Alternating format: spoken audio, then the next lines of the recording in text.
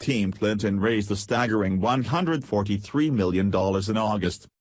Washington, Democratic presidential nominee Hillary Clinton raised a whopping $143 million last month for her campaign and the Democratic Party, surging to her strongest performance of the 2016 election.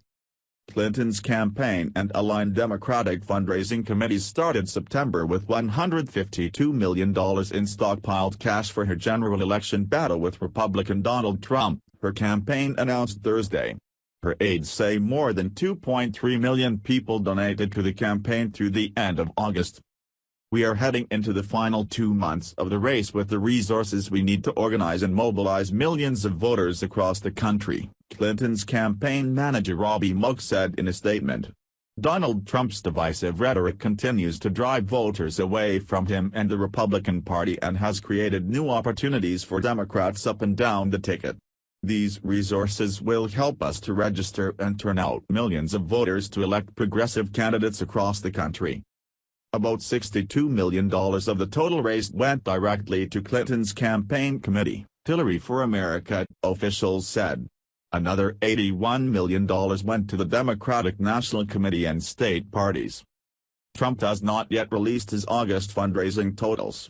Although he shunned fundraising during the GOP primary fight, he has proved effective recently at taping a small donor base for tens of millions of dollars in contributions for himself and the Republican National Committee.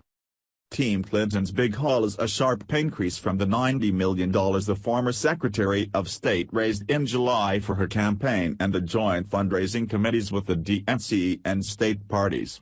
It reflects a month of relentless fundraising by Clinton, from Hollywood to the Hamptons.